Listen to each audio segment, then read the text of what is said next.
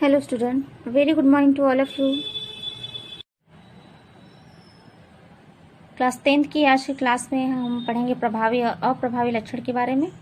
चलिए स्टार्ट करते हैं। संकरण कराने पर प्रथम पीढ़ी F1 में दो विरोधी लक्षणों में जो लक्षण प्रकट होता है उसे ही क्या कहते हैं? प्रभावी लक्षण। और जो लक्षण छिपा रहता है उसे अप्रभावी लक्षण कहते हैं। ठीक है, तो यानी कि जो दो पेरेंट्स हैं उनको जब संकरण कराया जाता है तो पहली पीढ़ी में जो लक्षण प्रकट हो जाते हैं उसे कहा जाता है प्रभावी, और जो लक्षण प्रकट नहीं होता उसे अप्रभावी लक्षण कहते हैं। जैसे कि लिखा गया है, शुद्ध लंबे तथा शुद्ध बौने पौधों में जब संकरण कराया जाता है तो F1 पीढ़ी में केवल लंबे पौधे ही प्राप्त होते हैं। तो यहाँ पर लंबापन जो है वो प्रभावी है और बौनापन ये अप्रभावी लक्षण होता है। नेक्स्ट टॉपिक है मेंडल के नियम, मेंडल्स लॉ। तो मेंडल के प्रयोगों के आधार पर ही मेंडल के नियमों की व्याख्या की गई है ना। तो इसमें पहला नियम है प्रभाविता का नियम। तो इस नियम के अनुसार जीवों के लक्षणों को विपरीत लक्षणों के युगलों या जोड़ों में बांटा जा सकता है, और प्रत्येक युगल के दोनों लक्षणों में जब संकरण कराया जाता है तो संतति यानी कि पहली पीढ़ी में या संतान में केवल एक ही लक्षण दिखाई देता है जिसे कि प्रभावी लक्षण कहते हैं, और दूसरा लक्षण प्रदर्शित नहीं होता, छिप जाता है, उसे अप्रभावी लक्षण कहते हैं। ठीक है, यानी कि जब हमने मोनोहाइब्रिड क्रॉस पढ़ा था, ठीक है, एक संकर संकरण, तो शुद्ध लंबे पौधे का जब संकरण कराया गया था शुद्ध बौने पौधे से, तो संतान जो कैसी थी, संतानें सभी लंबी प्रदर्शित हुई थी ना। हालांकि संकर थी लेकिन प्रदर्शित कौन सा गुण हुआ था? लंबापन ही। देखिए जैसे शुद्ध बौना पौधा है ना, उसे हमने शो किया है कैपिटल टी से, शुद्ध लंबे को कैपिटल टी से शो किया गया है, और शुद्ध बौने को स्मॉल टी से। ठीक, जनक पीढ़ी कैसी थी? शुद्ध लंबी और शुद्ध बौने थी। तो जब इनका आपस में संकरण कराया गया तो पहली पीढ़ी प्रथम संतानी पीढ़ी में हमें सभी जो पौधे प्राप्त हुए सभी संतानें कैसे प्राप्त हुई? लंबी प्राप्त हुई। हालांकि दोनों में बौने के कैरेक्टर हैं, ठीक है, बौनेपन के कैरेक्टर सभी में हैं, लेकिन प्रदर्शित क्या हुए? केवल लंबे। ठीक, तो इसी को प्रभाविता का नियम कहते हैं। ठीक है, लॉ ऑफ डोमिनेंस। चलिए नेक्स्ट नियम है पृथक्करण का नियम या फिर युग्मकों की शुद्धता का नियम।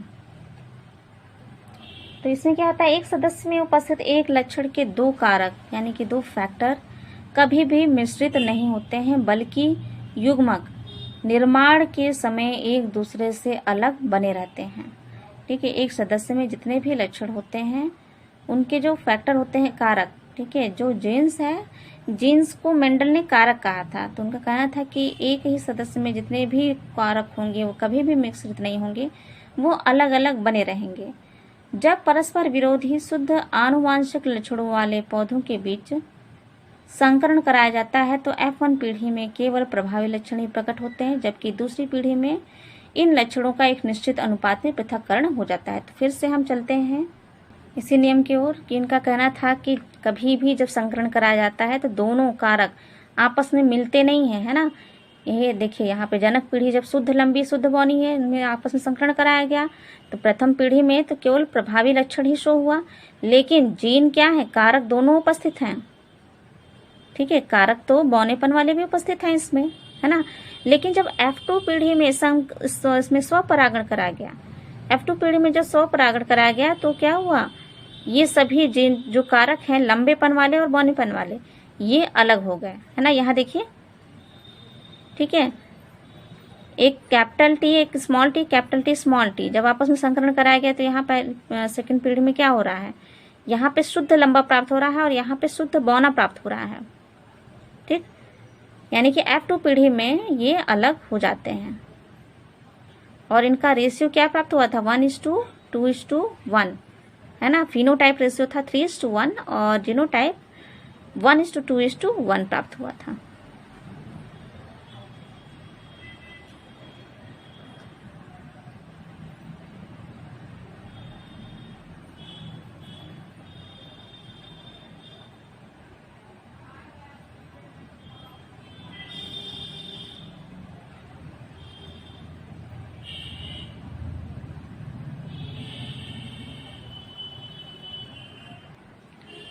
तीसरा नियम है स्वतंत्र अपव्यूहन का नियम। स्वतंत्र अपव्यूहन के नियम को ही द्विसंकर क्रॉस का नियम भी कहते हैं। द्विसंकर क्रॉस वाला जो हमने पढ़ा था डाई हाइब्रिड क्रॉस, तो उसी के आधार पर इस तीसरा नियम का प्रतिपादन किया गया है, स्वतंत्र अपव्यूहन के नियम का। ठीक है, तो इसका कहना है कि जब दो जोड़ी विपर्यासी लक्षणों वाले पौधों के बीच संकरण कराया जाता है, यानी कि जब डाई हाइब्रिड क्रॉस में युग्मक बनाते समय प्रत्येक लक्षण के दोनों कारकों का संयोजन कराया जाता है दूसरे कारकों से, तो क्या होते हैं, वे सभी लक्षण जो है उनका पृथक्करण स्वतः ही हो जाता है। ठीक है, वो कभी भी एक दूसरे की वंशागति को प्रभावित नहीं करते हैं।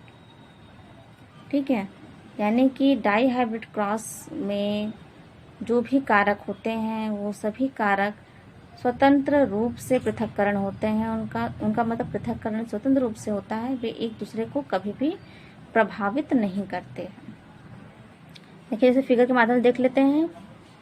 पीले और गोल मटर के पौधों का जब संकरण कराया गया था हरे झुर्रेदार मटर के दानों वाले पौधों से, ठीक है, जब पर परागण कराया गया तो पीला और गोल जो है संकर पौधा प्राप्त हुआ था। ठीक है, इसमें स्व परागण कराया गया तो हमें किस प्रकार के पौधे प्राप्त हुए थे?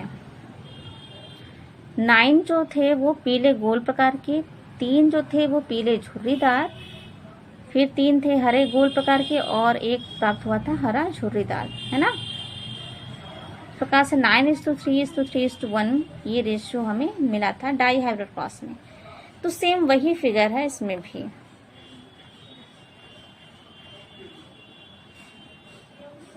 देखिए, मेंडल के जो तीनों नियम है बहुत ही इम्पोर्टेंट हैं और बोर्ड एग्जाम में इनसे क्वेश्चन जरूर ही बनते हैं, है ना। तो जो मेंडल के तीनों नियम हैं, तो इन तीनों नियमों के साथ जितने भी फिगर हैं, मतलब कि मोनो हाइब्रिड क्रॉस रिलेटेड या डाई हाइब्रिड क्रॉस रिलेटेड जो भी हैं, उन सभी को बनाना आवश्यक है। ठीक है, जब उनको नहीं बनाएंगे तो हमें पूरे नंबर नहीं मिलेंगे, है ना, और क्वेश्चन कंप्लीट नहीं माना जाएगा।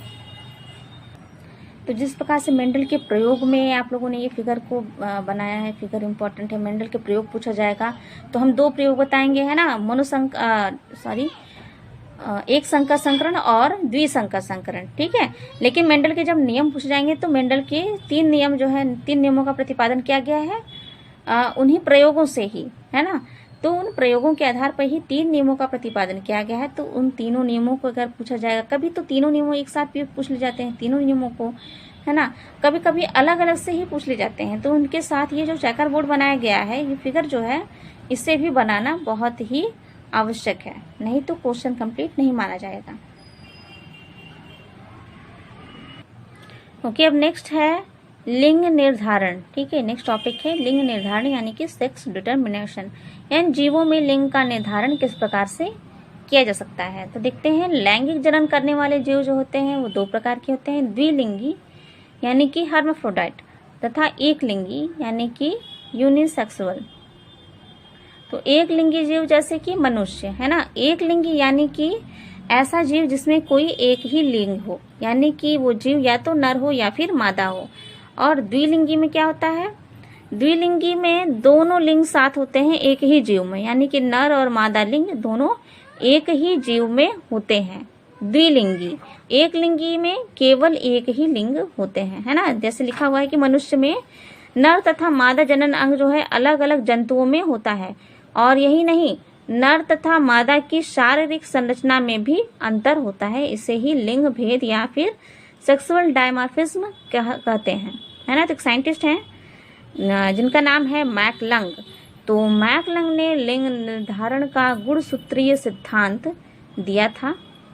तो इनके अनुसार सभी एक लिंगी जंतुओं का लिंग उनके अनेक लक्षणों के समान गुण तथा इनकी वंशागति भी मेंडल के नियमों के अनुसार ही होती है।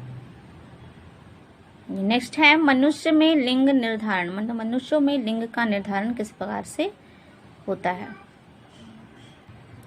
देखिए, मनुष्य की सभी कायिक तथा जनन कोशिकाओं में 46 गुणसूत्र होते हैं, 46 क्रोमोसोम होते हैं, और इनमें से 44 गुणसूत्रों के 22 समजात जोड़े यानी कि होमोलॉगस पेयर होते हैं, यानी कि कायिक और जनन कोशिकाएं मिलाकर 46 गुणसूत्र होते हैं। ठीक है, मनुष्यों में कुल कितने गुणसूत्र होते हैं तो क्या बोलेंगे 46। ठीक है, जिनमें से 44 गुणसूत्रों के 22 समजात जोड़े होते हैं। ठीक है, जब पेयर में किया जाएगा इसको 44 को तो कितना हो जाएगा 22 हो जाएगा, 22 हो जाएगा, जिन्हें ऑटोसोम्स कहते हैं। जिन्हें क्या कहते हैं ऑटोसोम्स, यानी कि जो समजात होते हैं 22 जोड़े, उन्हें क्या कहा गया ऑटोसोम्स कहा गया। शेष एक जोड़ा गुणसूत्र जो है वो लिंग गुणसूत्र कहलाता है। ठीक है, जो एक जोड़ा बच गया 23वां जोड़ा, उसे क्या कहा गया लिंग गुणसूत्र यानी कि सेक्स क्रोमोसोम कहा गया।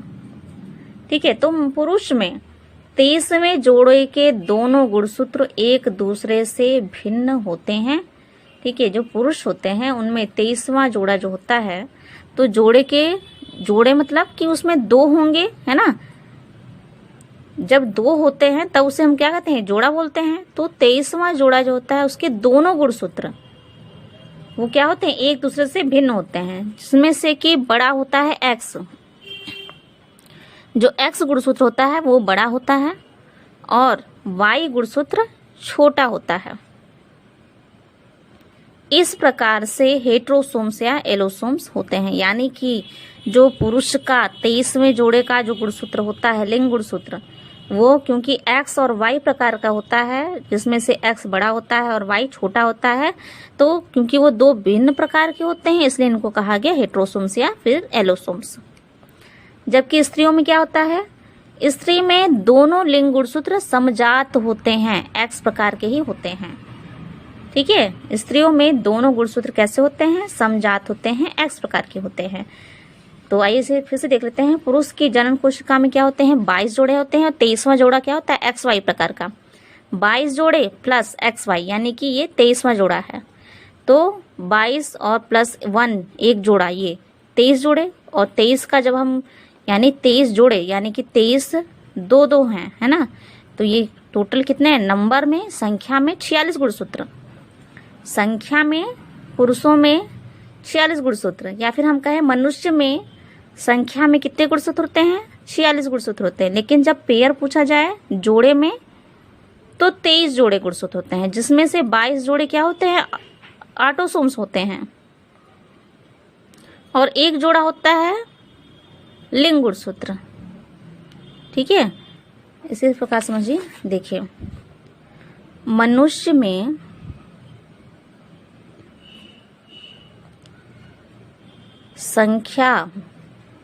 संख्या में गुणसूत्रों की संख्या में कितने होते हैं। जब संख्या पूछा जाए तो हम बोलेंगे 46। ठीक है, और गुणसूत्रों के जोड़े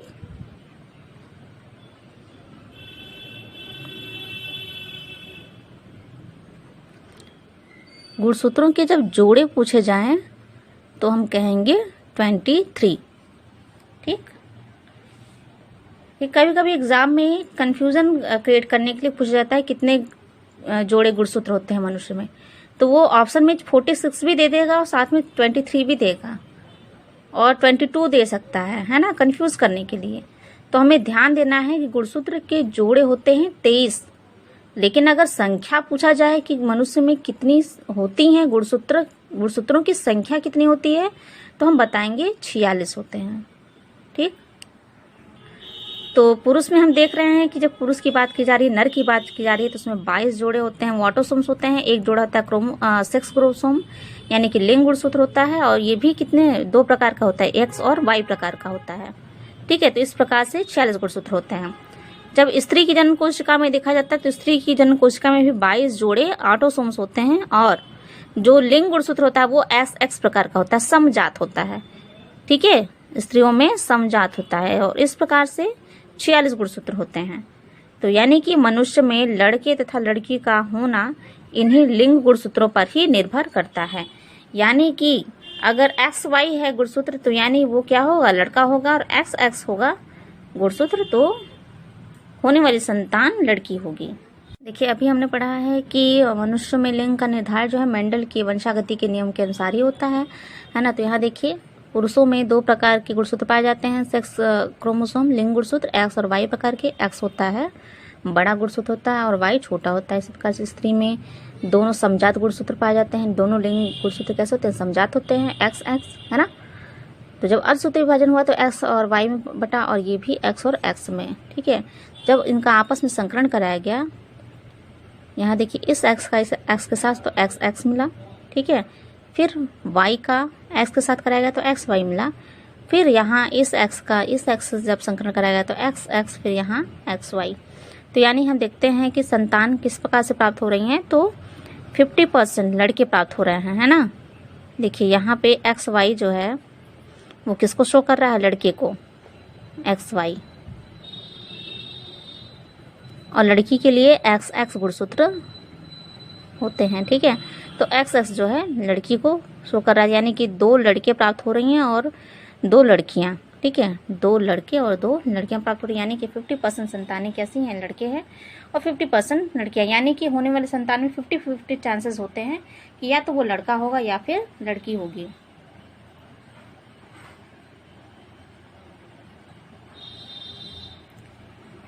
देखिए, पुरुष की जन्म कोशिकाएं वृषण में जब शुक्राणुओं का निर्माण करती हैं तथा अर्धसूत्री विभाजन द्वारा एक जनन कोशिका से 4 शुक्राणुओं का निर्माण होता है।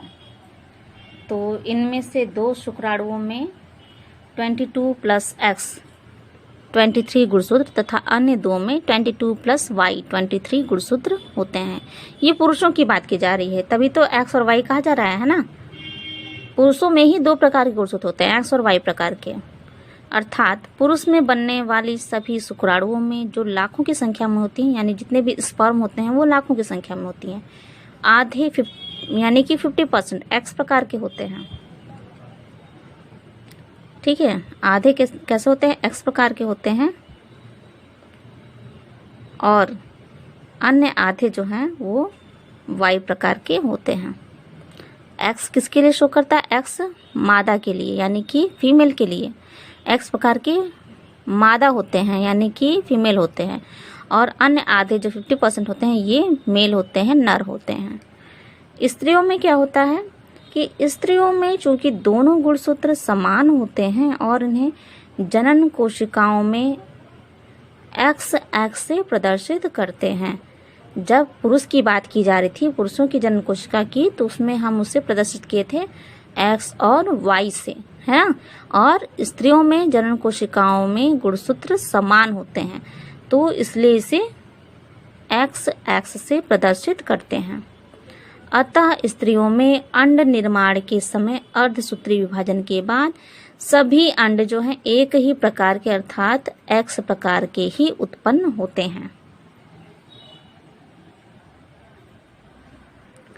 निषेचन के समय 2 प्रकार के शुक्राणुओं में से जब X शुक्राणु अंडे को निषेचित कर देता है तो उससे लड़की उत्पन्न होती है, X X, ठीक है। क्योंकि पुरुष में क्या होता है? X और Y दोनों होते हैं ना, X और Y दोनों होते हैं। तो जब X वाला जब फीमेल के X से जब निषेचित हो जाएगा तो क्या बनेगा? X X बनेगा। तो X X गुणसूत्र यानी कि लड़की का सिंबल हो गया, है ना। इसी प्रकार से जब Y शुक्राणु अंडे को निषेचित करता है तो लड़का बनता है, ठीक है। इसी प्रकार से जब Y वाला फीमेल के अंड को जब निषेचित कर देगा तो क्या मिलेगा? X और Y गुणसूत्र हो जाएगा। और जब X और Y गुणसूत्र हो जाएगा तो होने वाली संतान कैसी होगी? होने वाली संतान लड़का होगी, ठीक है। तो इससे स्पष्ट है कि पुत्र या पुत्री की संभावना सदैव ही 50-50% ही होती है, यानी कि किसी को संतान जो है होने की संभावना या किसी की संतान का लड़का या लड़की होने की संभावना हमेशा 50-50% ही होती है।